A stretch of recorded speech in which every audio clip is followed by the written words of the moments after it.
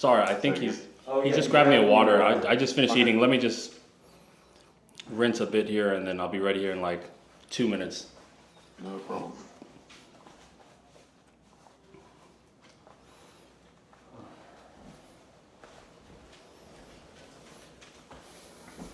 Looks good out there, decent, right? It's not raining today. Yeah, looks great. It's. I don't mind the overcast. No. It just gives that nice little coolness in the air, and yeah. I'm from out here. I'm like an hour away. Oh yeah. Where? Just remember your mic is on, fellas. So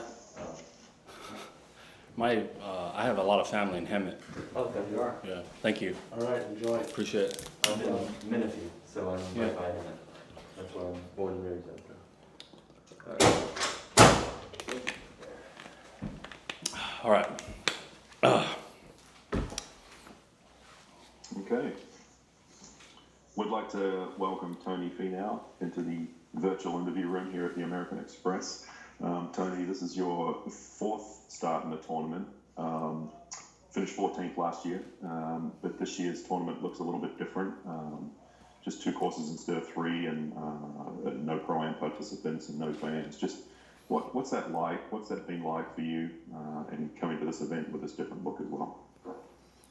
Yeah. Well, I think first of all, I'm happy to be here and compete in this tournament. It's one that I enjoy, and why I'm making my 4th appearance. I really just enjoy the area, the golf course, and after last year, I thought American Express did a great job of hosting their first American Express Championship here in Palm Springs. So I was happy to be back and looking forward to a Pro-Am. But I think as last year kind of taught all of us, you just kind of sometimes just expect the unexpected. You just never know on any given day what could change with the schedule. As we've seen this year, both Pro-Ams have been canceled. The amateurs not playing in the AT&T and not playing in this American Express. But I think you kind of just roll with the punches as a player, and I'm looking forward to competing against the best in the world here this week. And we're playing the 2 golf courses. It's nice to have to just study 2 of them and not 3. Kind of looking at the bright side, right? It's nice to just study and prepare on 2 golf courses instead of 3. But we will miss the amateurs playing this week. It's a tournament I think that a lot of us look forward to, either getting with our sponsors, playing with them. Those who sponsor the tournament. I mean, this being on the tour 7 years now, you recognize what it takes to run a golf tournament, and so you like to play with the amateurs, and you enjoy their company, and we don't get to do it that often in this type of format. So we are going to miss them this year and miss the fans, but it's been unique times, and just I look forward to just competing in a different stage this year than it was in the past. All right. Golf Channel, go ahead, Rex. Thank you, Mark. Tony, you just talked about rolling with the punches. I'm curious, if you had to pick one lesson that you think you learned in 2020, what would it be? Ooh, one lesson? When it comes to golf and our schedule, I would probably say just patience and learning, that nothing really happens without, just staying patient. With the scheduling, I think is probably an easy way to put it. I don't know if we didn't know how many tournaments we were going to play last year. I enjoyed the time away from the game to be with my family, but I kind of, had to be patient on the scheduling and knowing when I was going to play, when I wasn't going to play. So I would say patience along with just preparation. We didn't know what tournaments we were going to play in, but when the time came, we had to be prepared. So I guess you can call it my 2 Ps, patience and preparation from 2020. And kind of unrelated, but you posted stuff on social media, kind of tracking how hard you hit your ball when it comes to club head speed, ball speed, those types of things. And obviously Bryson has kind of made this a talking point. When you sit down and you come up with goals, do you use those numbers? Let's say golf ball speed, for example. Have you ever looked at 200 miles an hour golf ball speed and that's where I want to be 6 months from now? Or do you look at something different, more esoteric? Yeah, I've dialed back on my tone when it comes to distance. Just in that, I feel like I'm going to get better, and I need to put more emphasis on my short game than any part of my game, any other part of my game. It's nice to have the speed, and I do have the speed, but that's not really a goal of mine to, like Bryson, to try to get to, let's average 195 or 200 and see where that takes us on the tour. I think at first, being someone that did have speed, Bryson kind of proved my theory wrong right out of quarantine, just in that he was able to average in the low to mid 190s ball speed and hit it straight. I didn't think that was possible. So, seeing him do that, it did, I think, change my tune a bit. But after tinkering around with it a bit, I knew it wasn't for me, and I'm gonna get better and put more emphasis on my short game as I have been, and I think that's where I'm gonna excel and get better. So I don't really have ball speed goals. If I want to jump on one and hit one harder, I just do that. I don't really know, what the numbers are going to be. I know they're going to be pretty high for me, but my emphasis, for me is just going back to short game and trying to make more putts. Thank you, Tony. Thanks, Rex. Okay, Tony, just remind the media on the call, if you have a question, just type your name and we'll call on you. We'll go to Kevin Price from pjtour.com. Go ahead, Kevin. Hey, Tony. What's up, Kevin? Kind of thinking back to your days without status on mini tours, kind of a trip down memory lane. If you could kind of reflect on the unique struggles of those times when you don't really know what your schedule's looking like, and kind of just what that vibe's like overall, and kind of the challenges of that. Yeah, it's a crazy world, that mini tour life. I think as I think about it, there's a saying, we're all afraid of the unknown, and I think that's how that life is. How I remember my mini tour days was just you have one shot for your game to be at a high level during the fall, and that's for Q school. But before that, it's all just trying to get by financially, emotionally, physically, just trying to stay afloat, trying to make sure your game is ready, that you want to strike hot in the fall, and Q school is just Q school is king. Q school is our major championship, when you're playing mini tour golf, and when you don't have any status, Q school is absolutely everything. That's your golden opportunity to take your life and your game to the next level. And for me, it took 7 years of that, and continue to try and believe in myself and convince myself that I was good enough to do it. So it wasn't easy times, a lot of struggles, both financially and sometimes emotionally. But at the end of the road, I saw the light at the end of the tunnel, and here I am with just entering my 7th year on the PGA Tour, and I actually have a pretty cool story here at TPC Stadium. I played on a National Pro Golf Tour, which is a mini tour event in 2011, and I made my biggest check here. It was $21,000 to the winner, and so that was my biggest check I made in my mini tour days, and it ended up being like my second biggest check overall that I've ever made in my mini tour days. But at that time, that was the most money I had ever made in a week's work. So I got a pretty good vibes out here on the Nicholas and the Stadium golf course, and hopefully bring some of those winning vibes later this week. That's awesome. And then with this year, kind of the combined season on the Korn Ferry Tour and no Q School last year, there's going to be a lot of players that kind of don't have the status and are going to be chasing one days and sponsors. And what would be kind of your general advice to them as they attempt to get status through that kind of uncertain method? Yeah, this is a great time for them to learn who they are as a player and as a person, because when if you are good enough, your game will shine through at the proper time, and you'll become a star, or you'll become an elite player. And it's a lot harder to figure out who you are when the lights are shining the brightest on you. Learn who you are, how you do it. Learn the strengths of your game. And so when it's time for your opportunity and it's time to step up, you've got what it takes, and you know who you are as a person and as a player. Absolutely. And do you remember what you might have bought with that winner's check at the time? 21,000.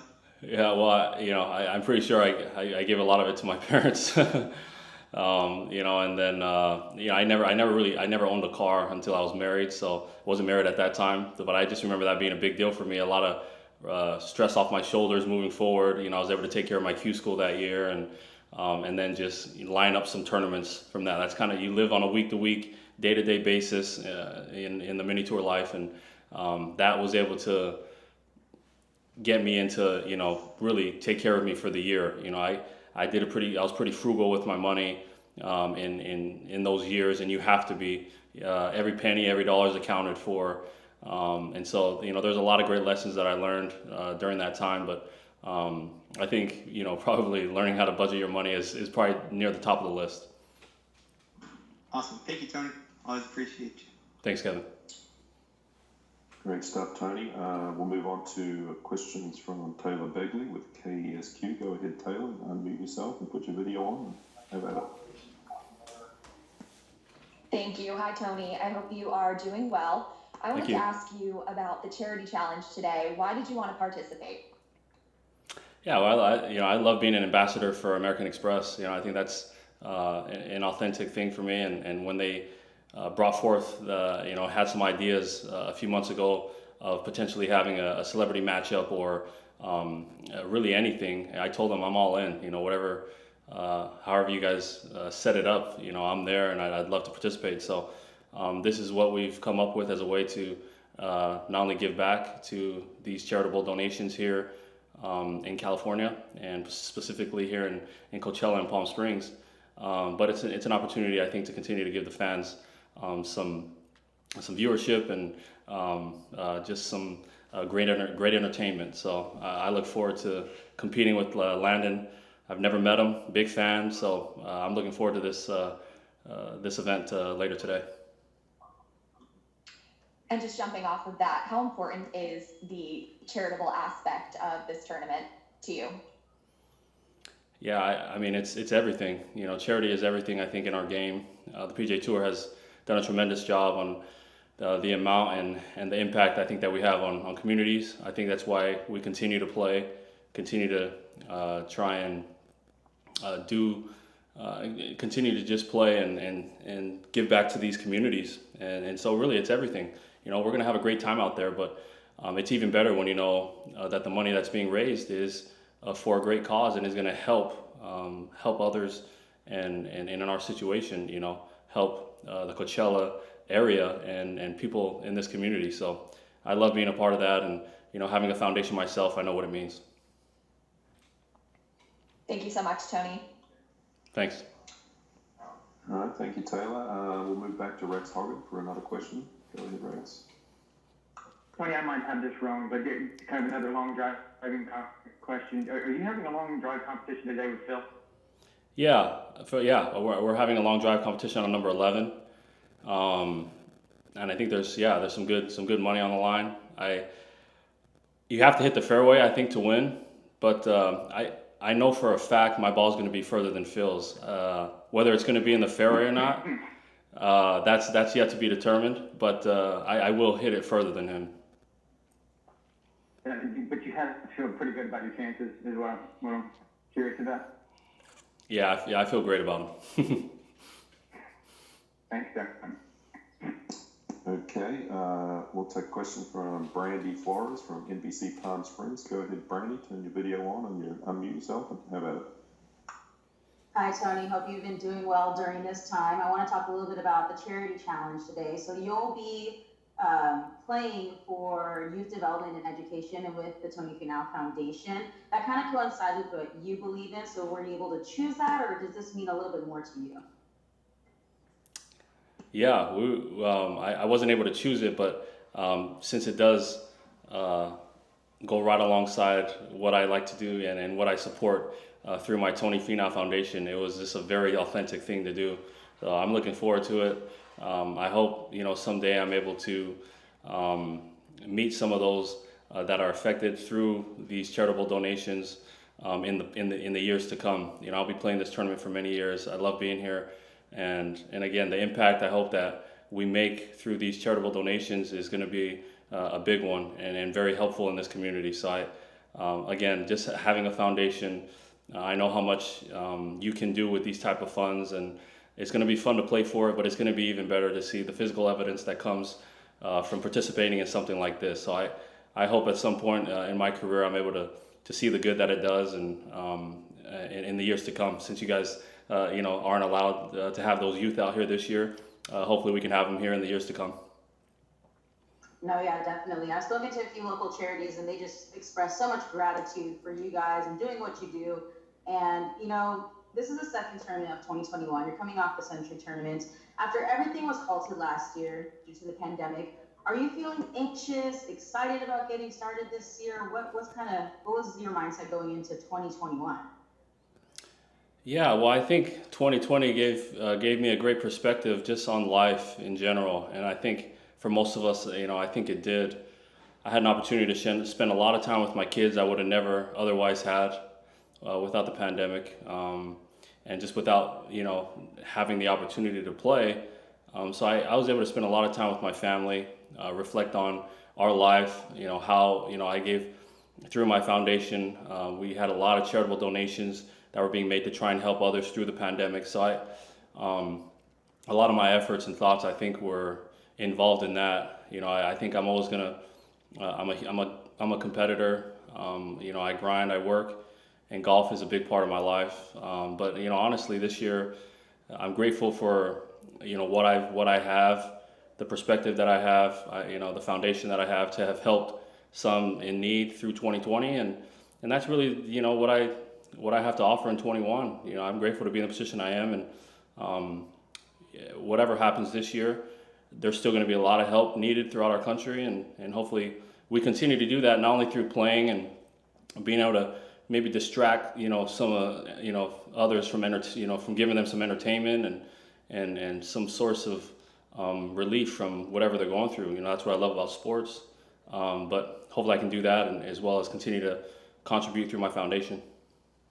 Awesome. Thank you. Definitely looking forward to it. Good luck. Thank you.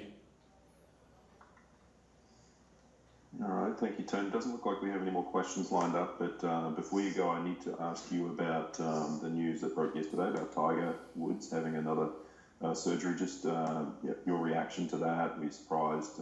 Just if you could share that with us.